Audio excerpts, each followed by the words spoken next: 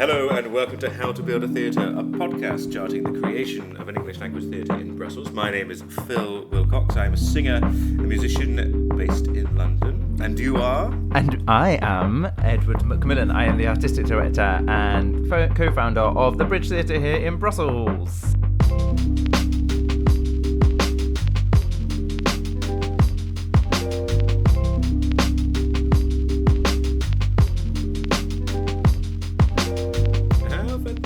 And I see this month, you're in an office, which is unusual. You're not in your usual cupboard setup. A very grand office in a very grand place called Grand Hospice, or Grand Hospice, as they might say en français. Yes, and that's a location in the centre of Brussels, where we also have it's a social cultural venue with lots of different cultural actors working here, and we also do some of our workshops take place here. And why are you in your office, Ed? Because you're not. We know that the Bridge doesn't have yet a sort of all year round home, but you have various places that you use for various different activities. What's going on at the moment? Yeah, so normally the listeners may not know, but normally I record the podcast at home. I set up a little makeshift studio within a closet of mine, backed with a duvet. It's very high tech. But this week we are in our little office space because we have our summer school happening right now. So somewhere around me in different rooms, there are just over 30 10 to 18-year-olds who are acting, singing, dancing. Actually, we have a Shakespeare masterclass happening at the moment, and also a cheerleading masterclass. They're learning cheerleading lifts, which look extremely scary. That's also happening right now. So a lot of different things happening around me, and I've escaped just for a few minutes to talk to Phil. Lots to be happy about. And we're just, I guess, while we're on the subject of the summer school, can you say a bit about the kind of demographic? Who are you getting signed up for these? Are they local young people, or well, I assume they're local, but I mean, are they natives to Brussels, or are they, as we call them, expats, immigrants from England, is what I mean? Oh, that's so basically, yes, they are mostly local, but by local, they are local Europeans. So they probably were born in Brussels and have always lived in Brussels, but their parents may not be Belgian. They'll be from somewhere else, and most of them will go to either the British school here or a European school. But not only, we also have people, we do have Belgians in the cohort, and we also do have people who don't even live in Brussels. So we have one guy from Italy and a girl from Spain who have come especially for the workshop. So very, very cool. Okay, fab. And so, what do we need to talk about this month? We've got fast approaching. You must be. What stage are we now with? We're not even sure if we've announced this on the podcast. Do you want to do a big announcement about the next production? I think we may have mentioned it, but we do have a production lined up. I cannot say what it is yet because we haven't announced that in print. Although probably by the time, dear listeners, you are listening to this, it may be public. But yes, we are in the throes of putting together a new production, which will take place in Full Circle, which is where we did Vincent River actually 2 years ago. So we've decided to go back to this very cool cultural venue. It's in a borough called Ixelles, and it's what I would call a white box theatre, meaning it's a multifunctional exhibition room, concert room, theatre room, which you can use for different things, with white walls. And we're excited to we're in the middle now of deciding how we're going to design the space to make it a theatrical experience. And who have you got on the? Well, you might not be able to mention names yet, but of the list of creators, who have you ticked off your box? Who have you got in your team? Yes, we are pretty much full actually on the team. So as the director this time, we have a lady called Emma Howlett. I came across her a couple of years ago actually, because there is another play. I approached her for another play which I would like to do at some point. It didn't work out that time, but I thought when I read this play, I kind of thought of her immediately. I think because there is something I knew that I don't. I'm trying to say stuff without giving away what the play is about or what the play is. But there's something that in the play for me that was like, I think Emma would be really good at this, and so I approached her, asked her if she would like to get involved, and she immediately said yes. And actually, she is currently. She's just directed a play that's currently in the Edinburgh Fringe, and it's similar to the play that we have in the construct and the themes that come out. So it was kind of fate, I guess, that we paired together, and then through Emma, then we've also managed to get a team around her. Fab. And in terms of auditions and stuff, I think you've gone through to sort of second round. You started, I believe, this time with some more self tapes, which was interesting. We've spoken about self tapes with a few people on the podcast as a sort of change which has both positive and negative connotations. I think, largely it comes out in the positive thing, certainly in terms of access, in terms of artists not having to foot heavy travel bills, etc., to get to auditions and that sort of stuff, and in terms of the diversity of the you're casting your net wider. Essentially, it's possible to in putting out a call for self tapes, but obviously as well, there's been a few sort of less positive ideas come out of it. But whereabouts are you with auditions? Yeah, exactly. I mean, I'm glad you raised the positive and negatives. I think one negative is also that you of self tapes. I think one negative is that it's very one way in a way. The applicant, the actor, films for us, but they don't. There's no interaction from their side, so that can be a bit, I think, disheartening. But yes, it does enable us to cast the net wider, and also to look at people regardless of where they are based geographically as well, which is important for us. So we've managed to see many more Belgians or people based in Belgium this time, as well as further afield or in other places. Yes, and it does enable us to see more people. So actually, I'm quite happy with how that has gone. So again, we cast the net quite wide. So we had it's a one person play this time, and we had 900 applicants, which yes, so still very high. Which again is we bring it on ourselves in a way because we have kept it open on purpose as well because we want to keep it open, but then that does require work to actually go through people and to make sure that you're giving everyone a fair chance, and then we whittled that down to just over 30, maybe 35, and we invited 35 people to make a self-tape for us. And we have now whittled that down to around 13 people to see in person. Very good. I suppose, unless there's anything else we need to talk about, I suppose that we ought to introduce our guest for the month. I think that's a wonderful idea, Phil.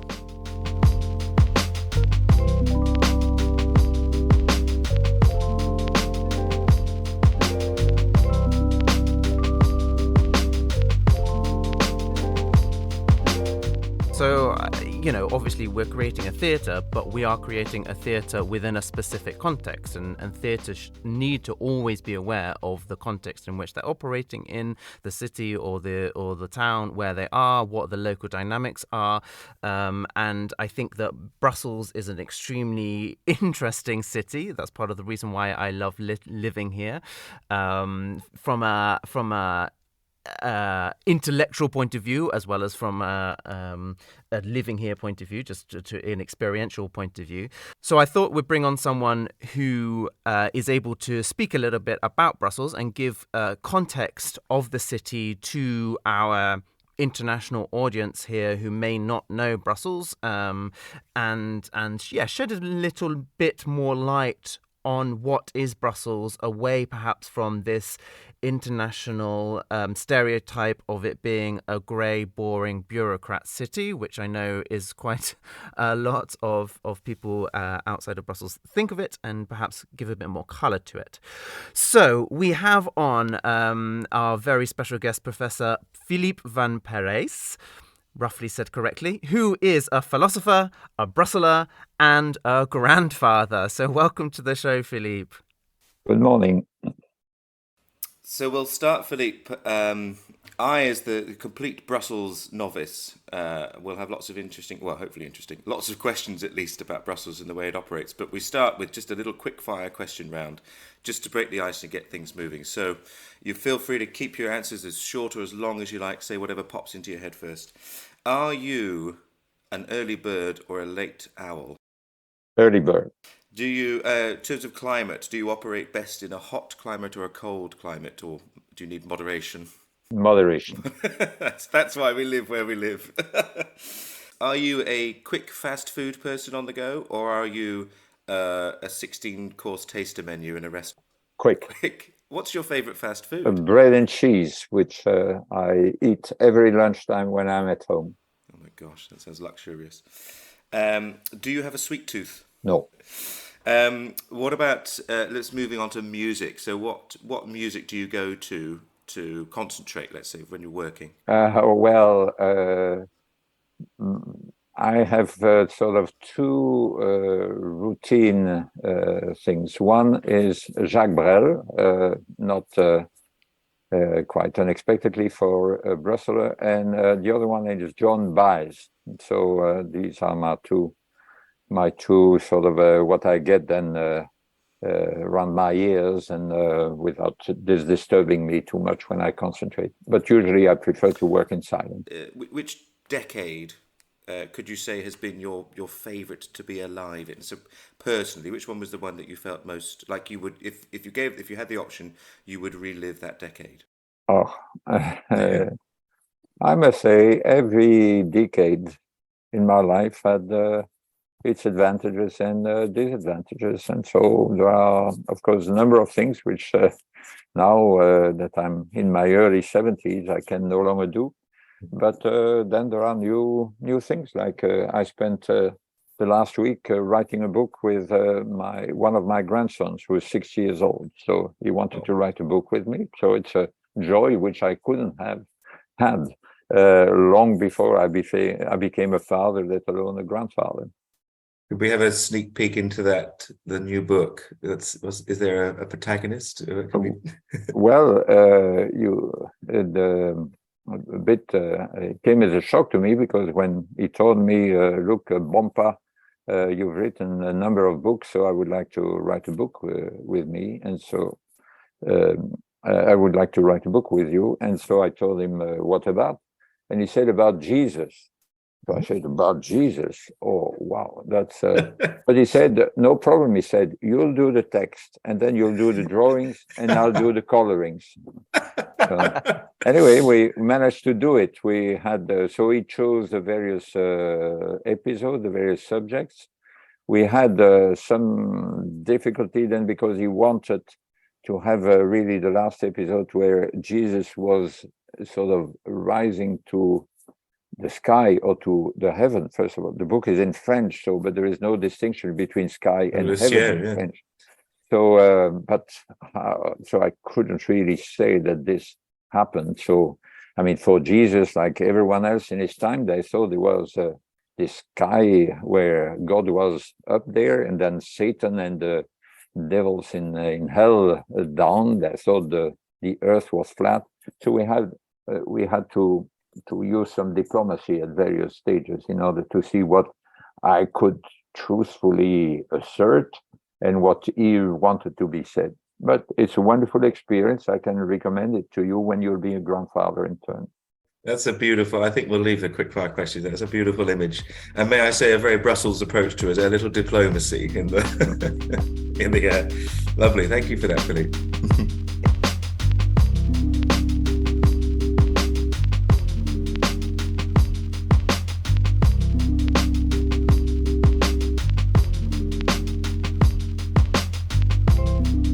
Philippe, maybe just to start the conversation, probably could you just tell us who you are, what your background is, briefly, and what is your relationship with this city called Brussels? Okay, well, so I was born in one of the communes of Brussels called Berken-Saint-Agathe, simply because the hospital was there. It's also the hospital where Jean-Claude Van Damme was born, so there are some good references there. And but really, I'm a native of a commune that became famous because of its connection with the terrorist attacks, namely Molenbeek. So that's where I grew up. That's where both my parents were born. That's where two of my great-grandfathers settled at the end of the 19th century. But then later, my parents moved to another commune behind the Basilique, so in a commune called Ganshorn, and where I lived until I was 20. And then I went into exile in Leuven, where I studied. I went to Oxford, where I took my DPhil in philosophy and met my wife. And then I went to Germany. I spent a year in California. And when I came back to Belgium, I lived in Louvain-la-Neuve, the university town where my main university is, the University of Louvain, the Francophone, French-speaking University of Louvain. And I returned to Brussels, first to Schaerbeek in the Turkish area in 1998. And then since 2000, I've been living in the European Quarter, which is part of the municipality of Brussels. And so that's, in this sense, I'm a Brusseler. I'm also a philosopher. I still teach political philosophy at the Flemish University of Leuven and at the Francophone University of in Louvain-la-Neuve, both distant about 30 kilometers from Brussels. And then my main affiliation has been the Francophone University of Louvain, where I was able to found, and then I directed for 25 years something called the Hoover Chair in Economic and Social Ethics in the Faculty of Economic, Social and Political Sciences. But along the way also I taught for a number of years part-time in the philosophy department at Harvard and at the law faculty at the University of Oxford. So that's a rough description of what I am in terms of link to Brussels, and then in terms of professional trajectory. What an amazing career you've had and continue to have. It's incredible. With all of that travel as well, studying abroad all over Europe, England, America, have you always felt that you would eventually come back to Brussels? Have you always felt connected with Brussels, or? I would say yes, because I met my wife in Oxford, and then once we decided we were going to live together, the question was where. And my future wife at the time said anywhere, providing it's not England. So I said, fine, I have a place for you. And so we decided then to move to Belgium, but then we moved initially to Louvain-la-Neuve, which is in Wallonia, but I've always felt in exile in Louvain-la-Neuve. So I felt fundamentally a Brusseler. And then when there was a good reason or good pretext to move to Brussels, which is when our children, or three of our children, got admitted to one of the European schools in Brussels, then we moved from Louvain-la-Neuve to Brussels. And so I've been offered positions abroad at Harvard, at Oxford, also in other places, but I've always turned them down. I could accept to go there for a number of years, part-time, but I've always felt that my place was Brussels, also largely because I feel this is where I can be most useful. Mm.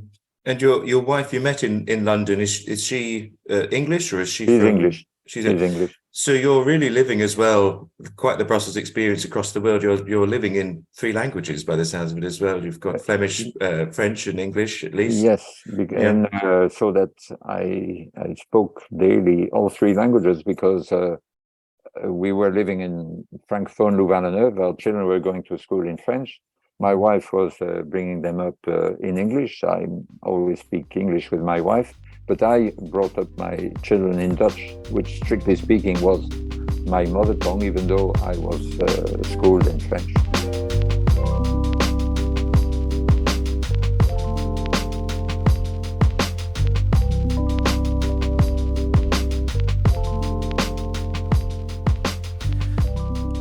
You've already given a really nice picture of Brussels, and you've mentioned a few of the communes, the boroughs that are here. There are 9, so the city is made up of 19 communes, and you've lived in various different ones of them, which is quite nice, and you've seen different areas of the city.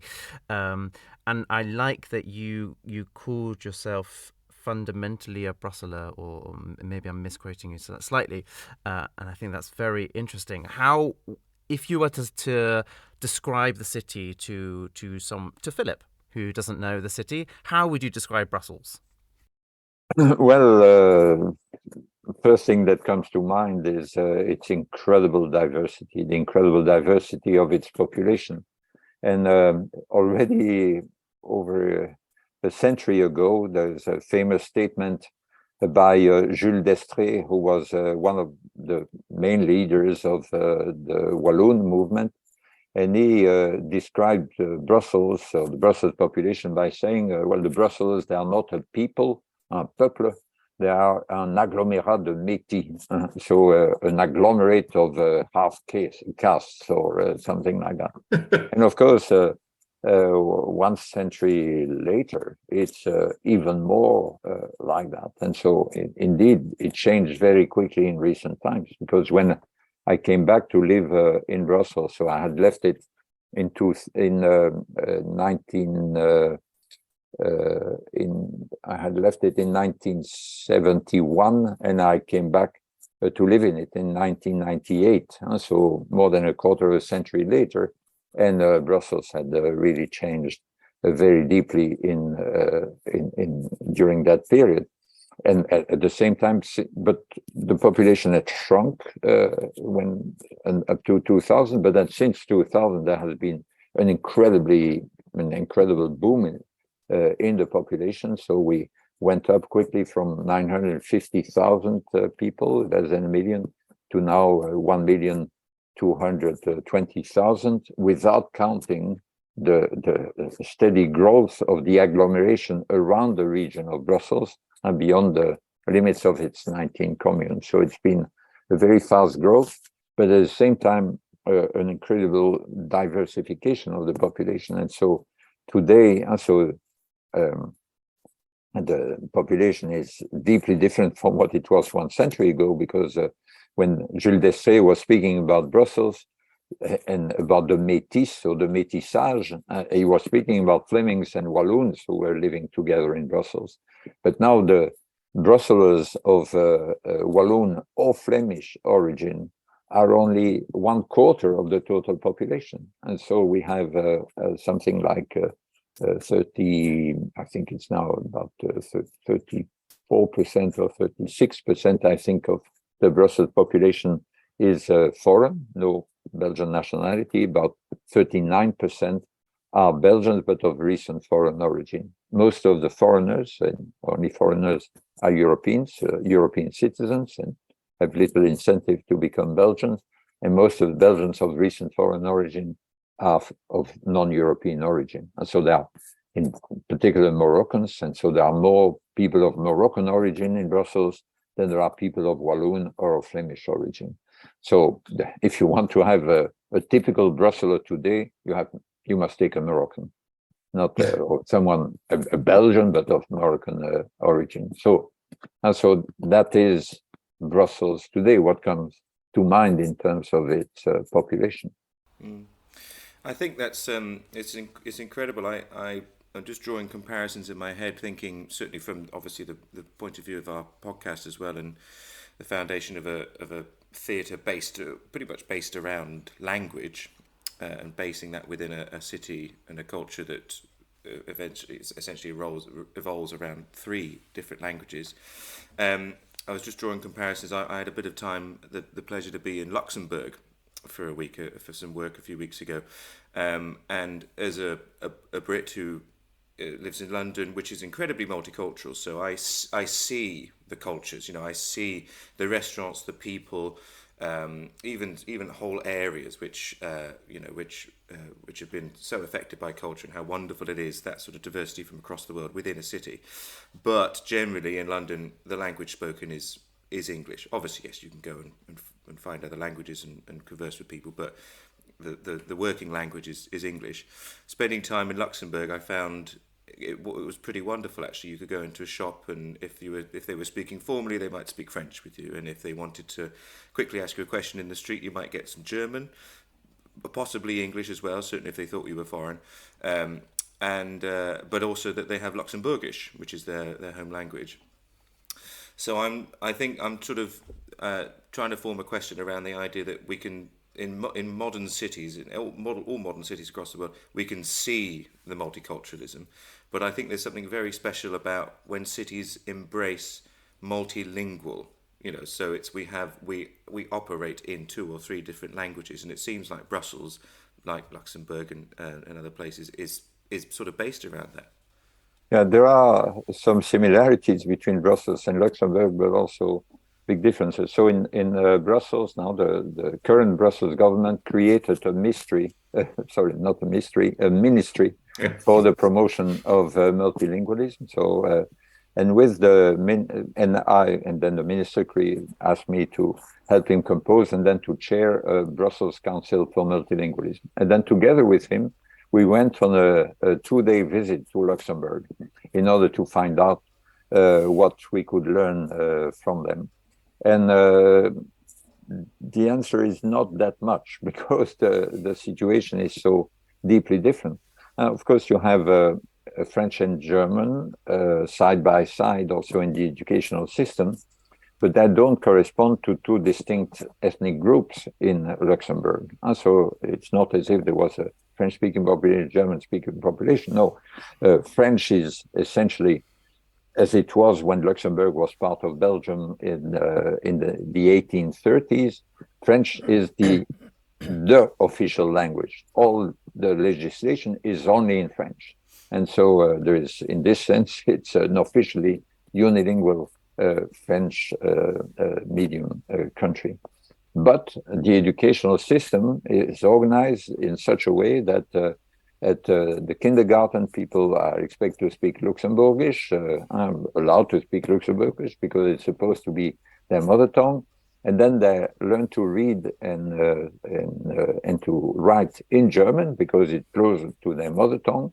And then gradually they shift through the educational system to French. And at the end of secondary school, by the end of secondary school, French is their main language. And so that's how they are quite good bilinguals of French-German, but they are terrible in terms of PISA results and the assessment of the educational system in various countries. Luxembourg performed so badly that it asked to be exempted from the next PISA survey in 2025.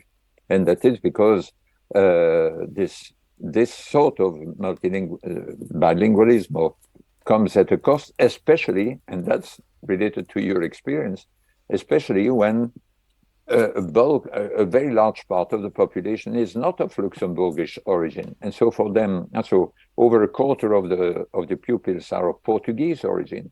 For them, it's terrible to have to try and read and write in German, and because they don't have the Luxembourgish background.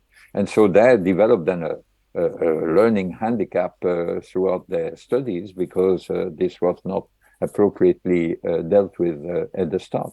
So that's the situation in Luxembourg. In Brussels is very different. So you've had a big change. So the proportion of the Brussels who have French and French only as their mother tongue is a bit less than 50% of the population now. Those who have Dutch as their mother tongue is about 5% of the population. And so you have then a large group of people who then combine in their youth French or Dutch as a school language, which is also partly spoken at home, and then another language corresponding to their ancestral language. All what's also striking is that since the beginning of the century, because of this large inflow of population from all over the world, all over Europe, but and beyond, all the knowledge of all the top 10 languages in Brussels in 2000 has decreased, except for English, and including French, that went down. The people who said they could communicate in French were still 96% at the beginning of the century. Now it's about 87% in the latest data. For Dutch, it was at about 34%. It fell to 16%, and English therefore became, in Brussels, like in the other two regions, a second language, because English went up a little bit from 33 to 34%. So it increased in relative terms, and of course, with the massive increase in the population, in absolute terms, it grew even more. And so that the situation is multilingual in Luxembourg, it's multilingual in Brussels. There are some challenges that are shared, but they're also largely very different because of the institutional context being different, also the political context, because in Luxembourg you don't have this constant linguistic conflict between the German speakers and the French speakers, because they are the same people, whereas in Brussels and in Belgium they are different people.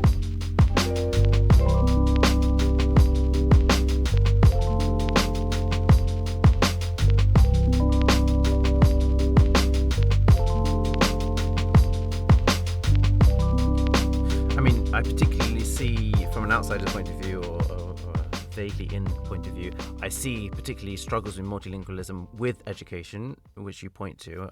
I'm wondering whether you could expand on that and tell us your view on how Brussels can include everyone and provide a good educational background to people, whilst making sure that all languages are kind of catered for. Yeah, good question and very difficult question. In fact, central question, of course, for our Brussels Council for Multilingualism, because there is a sort of a trilemma that is, you could think of three possibilities, and each is facing major difficulties. And so the current situation is that if you leave out the international schools and the European schools, about 20% of the children in Brussels go to a Flemish school, Dutch medium school, and about 80% go to a Francophone school, French medium school. Now, what would be ideal? There is one formula which I call the Flemish formula, which would consist in sending everyone to the French-speaking school. Paradoxical, but I quickly explain. Initially, all the education system in Flanders after Belgian independence was in French. So all these Flemish kids were sent to school in French, the dominant language. It was Belgium was born in 1830 as a unilingual Francophone country, like France or like Luxembourg, and what Luxembourg still is in a sense. But of course, people realized that this was not best for the children, for their learning. And so one of the first demands of the Flemish movement was, please give each kid in Flanders the possibility of going to school in Dutch, the language closest to whatever dialect they were speaking, and from kindergarten to university. So if you try to apply that principle in Brussels, well, in Brussels, there are far more people, even in the Flemish schools in Brussels, far more kids who at the start know French far better than Dutch. So if you want to do that, if you want to pursue the same objective as the Flemish movement in Flanders, you should say everyone in Brussels should go to a Francophone school. And that would avoid the sort of situation you have for people coming out of Flemish schools, which is that, and that was, we could observe that with the results of the people coming from the French-speaking school or Dutch-speaking school who applied to become a police officer in Brussels at the lowest level. Well, the failure rate of those in the success rate of those coming from the Francophone system was 63%. Now just writing a PV, a procès verbal, and so in small text in the language of in their school language, 63% for those coming out of the French system, 21% for those coming out of the Flemish system. It shows that for many kids, in fact, in the Flemish system, they don't reach a sufficient level of proficiency. So that would be one solution. Let's say everyone to the French-speaking school, and it's also better to form a unified community, etc. So that's what I call the Flemish formula. But then, of course, the big problem there is that the kids who come out of the French-speaking schools in Brussels are unilingual. They only speak, they are unable to speak Dutch for most of them and unable to speak English for many of them. If you want kids to acquire the ability to communicate in all three languages, there's a huge difference between those coming out of the Flemish schools and the Francophone schools. So the people who say they could communicate in all three languages, it's above 60% for those coming out of the Flemish schools. It's 6% for those coming out of the French schools. So if you want people to learn the two languages, that's what I call the Catalan solution, then educate them, force them to be educated not in the dominant language of the environment, which would be Spanish in Barcelona and French in Brussels, but force them, make it compulsory to be educated in the weaker language, with Catalan in Catalonia and Dutch in Brussels. So that's the second solution. But of course, the difficulty if you do that is then and we are back then to the first problem which I mentioned, and then there is a third solution, which is the Luxembourg solution, and 90% of the parents in Brussels would like their children to go to a bilingual school, and then they say, well, that's what they do in Luxembourg. Yes, but with the result that you have these pathetic PISA results, and also the unsolvable difficulty of getting enough Dutch-speaking teachers in Brussels. It's already very, very difficult to get enough Dutch native teachers for the 20% of Flemish schools in Brussels, because it's expensive to live in Brussels, and Flanders is not far away, so that even teachers who come to Brussels for initially at the beginning of their career, as soon as they find a position somewhere in Flanders where it's cheaper and greener to live, well, they go and live there. And so if instead of needing 20% of the jobs needing native Dutch speakers for only 20% of the jobs, as is the case now, you need them for 50% of the jobs with all schools being bilingual. That's in fact something that even by the end of this century would not be achievable. So that's the trilemma, and so there won't be an easy way. We'll have to continue having some sort of combination of these three things, with the risk of elitism for those who go to Flemish schools and become trilingual for the good pupils, and zero lingual at a high proficiency level for the worst students. So anyway, so that's roughly the complicated situation in Brussels today, and my pretty long answer to your very good question.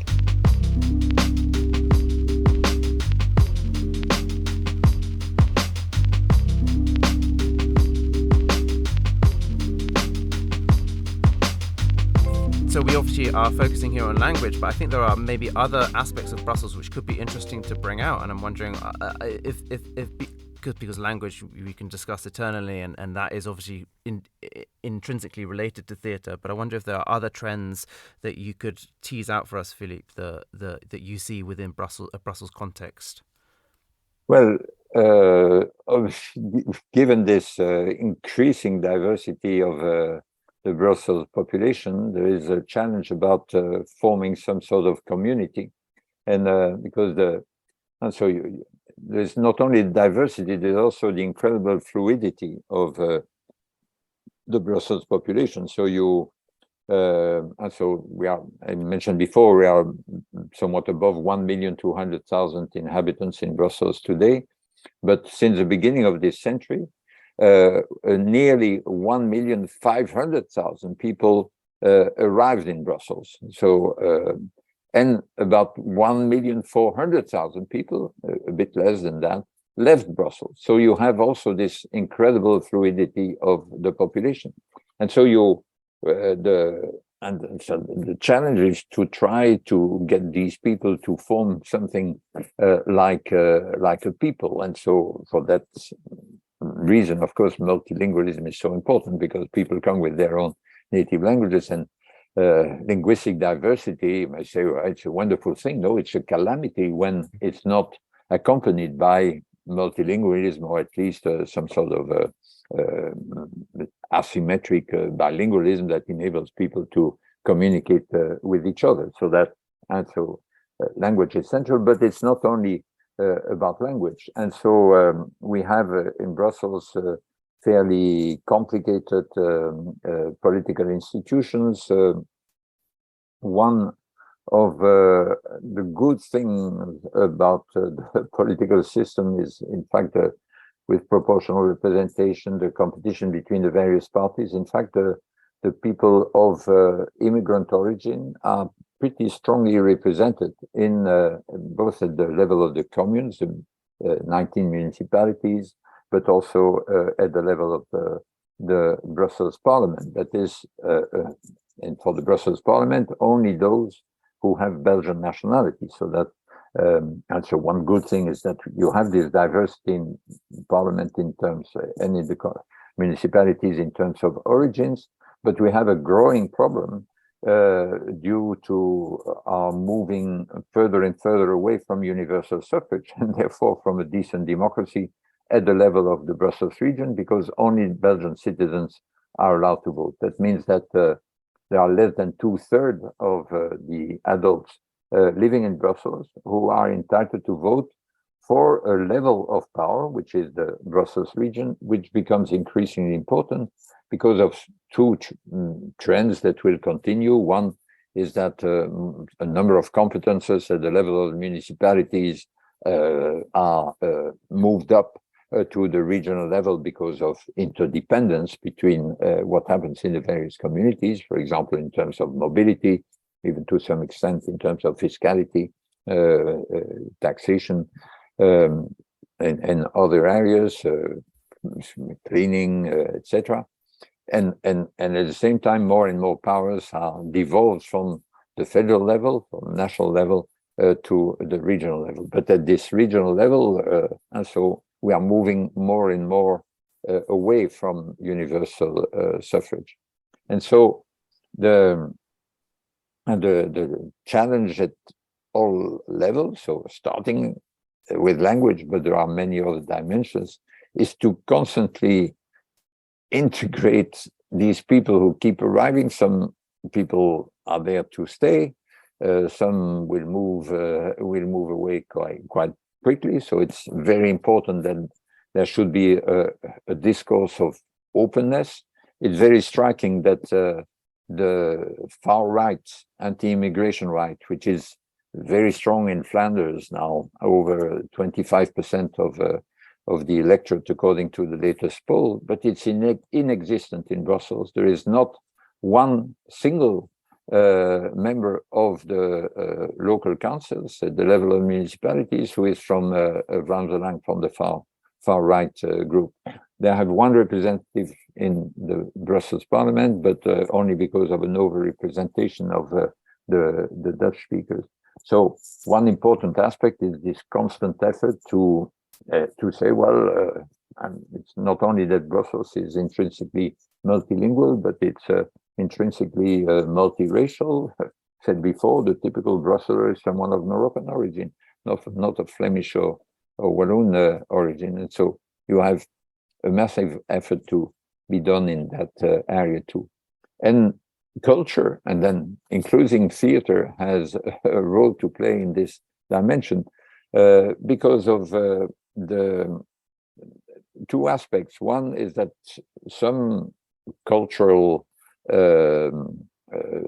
personalities, let's say, personalities from the cultural world, can be role models for the people growing up in Brussels, and also for grown-ups in Brussels. And so you have we have Stromae, who's Flemish origin, has a Flemish name, but he sings in French. And then at one festival of the Communauté Française on the Grand Place, he once said some words in Dutch, and saying, and now we also speak Dutch, he said, and so on. And all this is important in order to make it cool, in that case, to speak Dutch. There is a Flemish rapper called the Zwangere Guy, who is an extremely good comedian in a way, and is popular, which is exceptionally popular also among Francophone youth, and so cultural work plays a role in that respect, and also because then theater is also important, that then is making people aware of, in this case, also the richness of the Flemish cultural life. So there was a big effort made, in particular. So we know that by the KVS, they were the first to start, which is the Flemish theater in Brussels, and Jan Goossens, who then later directed the Festival de Marseille and is now co-directing the project for Brussels Capital of Culture in 2030. And he, well, first of all, made some plays in the KVS for performances that were not in Dutch, but also introduced this system of overtitling in French, and sometimes French and English, of the plays that were in Dutch. And that, as a result of that, many people who knew very little Dutch or no Dutch at all went to the KVS, discovered the Flemish culture. And it's very important also in terms of then the general attitude people have towards the various languages, because there's no problem in motivating kids to learn English, because all the things that English represents, including in the cultural world, but many other aspects. But to make them feel that Dutch is cool is far more difficult. And for example, the image of Japanese and the motivation to learn Japanese is apparently greater, according to some research done recently by someone at the Free University of Brussels. I mean, the motivation to learn Japanese is greater than the motivation to learn Dutch. And of course, the capacity to learn Japanese is far less than the capacity to learn Dutch, and the motivation is often not followed up by Is that because of the proliferation of Japanese culture through art? The mangas. It's manga. It's including I see among my grandchildren, because my grandson, apart from next to Jesus, he wanted to do a book about the ninjas, and preferably combined. I managed to convince him that combining the two subjects would prove a bit too difficult. But again, it illustrates the way in which culture is important for language learning, and therefore for integration and communication across the many segments of the Brussels population. I'm so glad, that you spoke there about theatre culture and its importance. I wonder, we're pretty much coming to a time to wrap up. It's been absolutely fascinating to talk to you, Philippe. I wonder how, for me, a final question, how powerful, I suppose, rather than as well as important, how powerful, how able is culture to affect, as you say, the calamity of multilingualism, which is a term I love? Well, I don't think there is a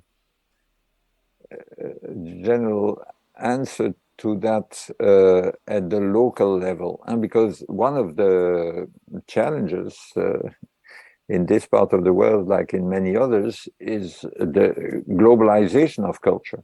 And so that the local culture, including culture then that is tied to the place, like to a place like theater, unlike cinema or music. So there's this constant competition with what is available worldwide and therefore produced by the most powerful center. So culture is very powerful, but the power is very unequally distributed. And so one of my, the partner of one of my daughters is a marionettist. How do you say that? Puppeteer? Yeah. And so it's sort of with the shadows, and it's sort of very admirable sort of artisan work. But then you think about what he manages to achieve in this way, and then he performs in various places, including occasionally in Brussels, etc.